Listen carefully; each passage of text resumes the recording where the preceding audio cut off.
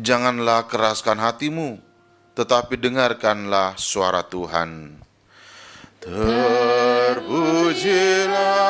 Kristus Tuhan, Raja mulia dan kekal, Tuhan bersamamu. dan bersama rohmu. Inilah Injil Yesus Kristus menurut Santo Yohanes. Dimuliakanlah Tuhan.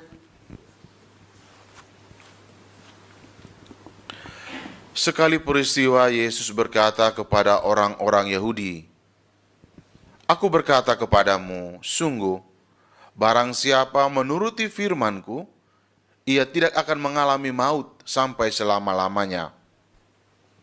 Kata orang-orang Yahudi kepada Yesus, "Sekarang kami tahu bahwa engkau kerasukan setan. Sebab Abraham telah mati, dan demikian juga nabi-nabi. Namun engkau berkata, barang siapa menuruti firman-Ku, ia tidak akan mengalami maut sampai selama-lamanya. Adakah engkau lebih besar daripada bapa kita Abraham yang telah mati? Nabi-nabi pun telah mati. Dengan siapakah engkau samakan dirimu?" Jawab Yesus, "Jikalau aku memuliakan diriku sendiri, maka kemuliaanku itu sedikit pun tidak ada artinya. Bapakulah yang memuliakan aku. Tentang dia kamu berkata, dia adalah Allah kami, padahal kamu tidak mengenal dia. Sebaliknya, aku mengenal dia.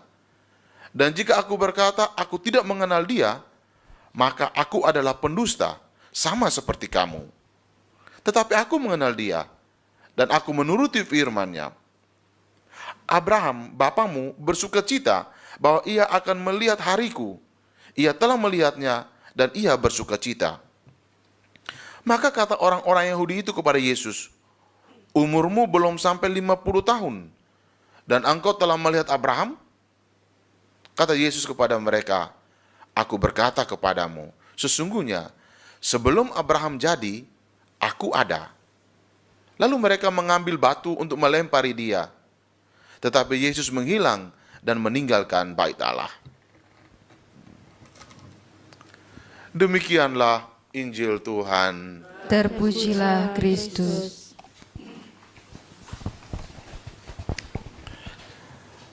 Opa, oma, om, tante, bapak, ibu, saudara dan saudari, sekali lagi selamat pagi.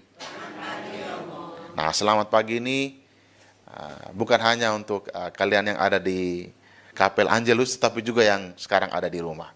Selamat pagi semuanya.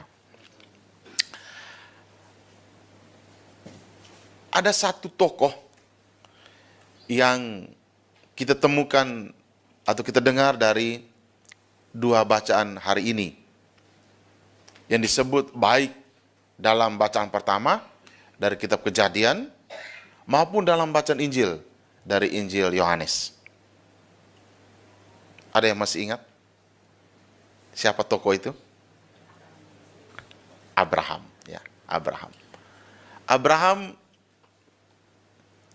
diceritakan dalam kitab Kejadian, kita dengar dalam bacaan pertama tadi, bagaimana dia bertemu dengan Yahweh, lalu oleh Allah, oleh Yahweh, namanya diubah.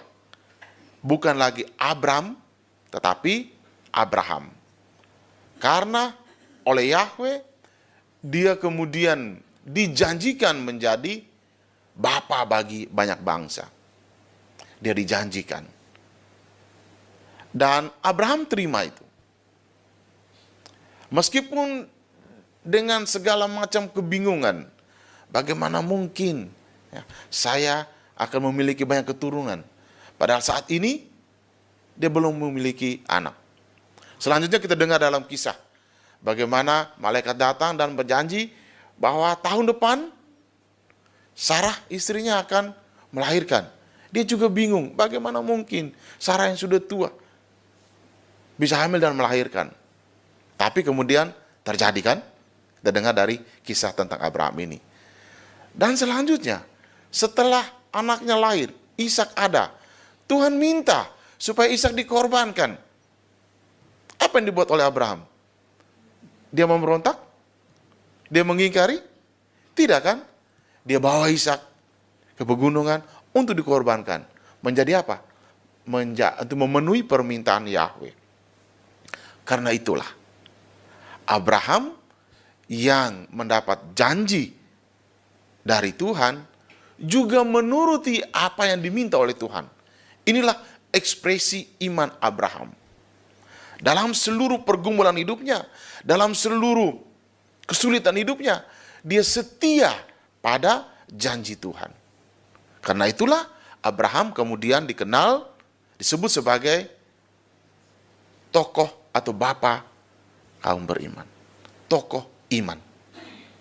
Nah, tokoh iman ini atau bapa beriman ini tidak hanya pada zaman Abraham, tetapi juga sampai pada zaman Yesus. Untuk orang-orang Yahudi, Abraham dikenal sebagai bapa iman, figur iman yang setia pada janji Tuhan. Nah, belajar dari Abraham, dari kisah Abraham, apa yang kita belajar di sana? Ternyata janji Allah sungguh akan terlaksana kalau kita setia padanya. Abraham telah tunjukkan itu. Meskipun ada banyak pergumulan, banyak kontradiksi. Bagaimana mungkin dia akan menjadi bapa banyak bangsa kalau dia tidak punya keturunan? Tetapi dia percaya. Bagaimana mungkin keturunan ini hanya satu-satunya, kemudian diminta untuk dikorbankan? Tetapi dia percaya. Dia mengimani apa yang dikatakan oleh Yahweh, oleh Tuhan.